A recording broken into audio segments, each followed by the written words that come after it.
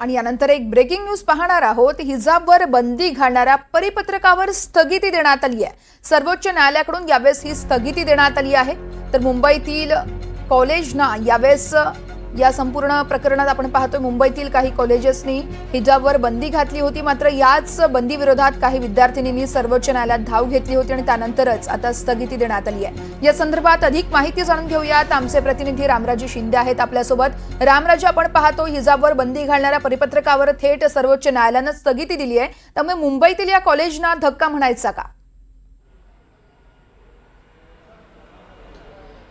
बिलकुल, कारण हा मोठा निर्णय आहे आणि स्थगिती देण्यात आलेली आहे।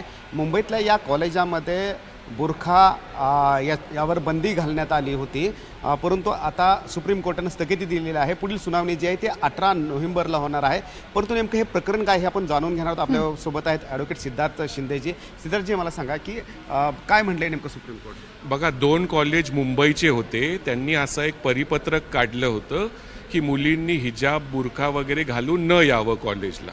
तर त्याच्याविरुद्ध ह्या 9 मुली त्या कॉलेजमधल्या मुंबई हायकोर्टात गेले, बॉम्बे हायकोर्टात। तर बॉम्बे हायकोर्टात ह्याच्यात हस्तक्षेप करण्यास नाकार दिला, त्यामुळे ते सुप्रीम कोर्टात आले आणि आज सुप्रीम कोर्टात जस्टिस संजीव खन्नांनी ह्या परिपत्रकाला स्थगिती दिलेली आहे आणि त्यांनी या दोन्ही कॉलेजेसला नोटीस पण इश्यू केलेली आहे। आणि त्यांचं म्हणणं आहे की तुम्ही असं करू शकत नाही, कारण उद्या कोण टिळा लावून येईल, तुम्ही किती लोकांना असं थांबवणार।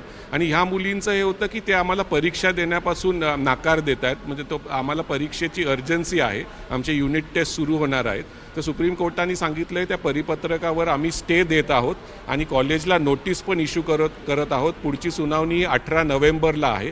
तर जे बॉम्बे हायकोर्टाने हस्तक्षेप करण्यास नाकार दिला होता त्याच्यात सुप्रीम कोर्टाने हस्तक्षेप केलेला आहे आणि ह्या कॉलेजच्या परिपत्रकाला स्थगिती पण दिलेली आहे। परंतु टोपी, बुरखा, स्टोल अशा प्रकारे बंदी घालण्यात आली होती, त्यामुळे एखाद्या समाजाच्या संदर्भामधला हा मुद्दा होता असं वाटतंय का? आणि असं ह्या एका विशिष्ट समाजाला वाटत होतं की ते त्यांच्या समाजाविरुद्ध आहे, कारण त्याच्यात म्हणलं होतं हिजाब बुरखा वगैरे, आणि त्यांनी सांगितलं होतं की तुम्ही जे तुमचं धार्मिक आयडेंटिटी जी दाखवताय ते न घालता, ते कपडे न घालता तुम्ही धार्मिक हे दाखवणारे कपडे परिधान न करता तुम्ही नॉर्मल कपडे घालून कॉलेजमध्ये या, असं कॉलेजचं उद्देश होतं। पण ह्या मुलींना वाटलं की हे त्यांच्या समाजावर कॉलेज घात करतंय, त्यांच्या ड्रेसवर वगैरे, त्यामुळं ते हायकोर्टात गेले। हायकोर्टाने हस्तक्षेप करण्यास नाकार दिला। हायकोर्ट म्हणलं नाही, कॉलेज ठरवू शकतं, कारण तुम्ही कॉलेजचे विद्यार्थी आहेत, कॉलेज ठरवेल तुम्ही कोणते कपडे परिधान करायचे।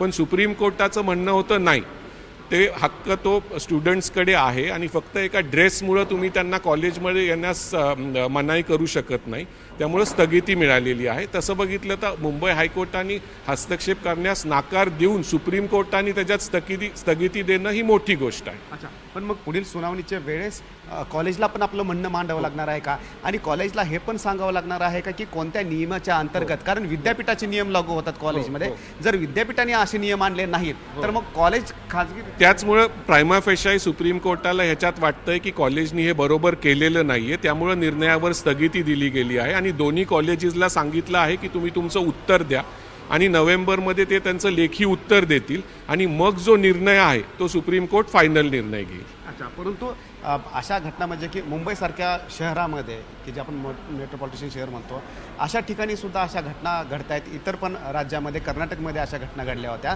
तर मग या प्रकरणामध्ये स्पेशली सुनावणी होईल का आणखीन काही प्रकरण अशीच अटॅच केले जातील? नाही, हे आत्ता तरी हे एक प्रकरण वेगळंच आहे आणि जस्टिस खन्नांनी सांगितलं की मी नोटीस इश्यू करत आहे, या निर्णयावर स्थगिती देत आहे आणि पुढची सुनावणी 18ला म्हणजे 18 नोव्हेंबरपर्यंत कॉलेजला त्यांचं उत्तर द्यावं लागेल आणि मग सुप्रीम कोर्ट हे करेल, निर्णय देईल। जे काय निर्णय आहे तो सुप्रीम कोर्ट निर्णय देईल आणि त्याच्यात मग पुढच्या दुसऱ्या काही प्रकरणांबरोबर हे जोडलं जाईल वगैरे। तुर्तास तरी हे जोडलं गेलेलं नाही, हे एक वेगळं प्रकरण म्हणूनच बघितलं गेलेलं आहे। आता एखाद्या धर्माविषयी संदर्भामध्ये हा मुद्दा होता, टोपी घालणं किंवा स्टोल किंवा बुरखा, तर जर अशा कॉलेजने जर निर्णय घेतला असेल तर जे इतर कॉलेज असतात, अल्पसंख्यक कॉलेज असतात किंवा इतर कॉलेज असतात, तर ते सुद्धा इतर धर्माच्या संदर्भामध्ये सुद्धा वेगळा निर्णय घेऊ शकतात. त्याच्यामुळे हे त्यामुळं हे होऊ शकतं. त्यामुळं सुप्रीम कोर्टाने ह्याच्यात हस्तक्षेप केलेला आहे आणि सांगितलं आहे की असं कपड्यांच्या ह्याच्यावरून वगैरे तुम्ही भेदभाव करू नका.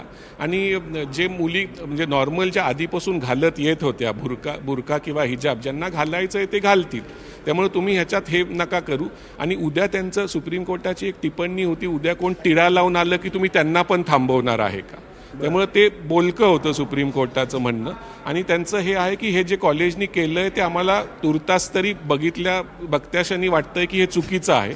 आणि त्यांनी सांगितलं की ह्याच्यावर तुर्तास आम्ही स्थगिती देत आहोत. त्यामुळे ह्या मुली ज्या आहेत त्या जे हिजाब बुरखा घालत आहेत तेच घालून त्या कॉलेजला जाऊ शकतील.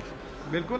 आणि म्हणूनच सुप्रीम कोर्टानं जो आता ही सुनावणी घेतलेली आहे आणि स्थगिती दिलेली आहे, हा मोठे फटकार म्हणावा लागेल या कॉलेजेसना ज्यांनी हा निर्णय घेतलेला आहे हिजाबबंदीचा.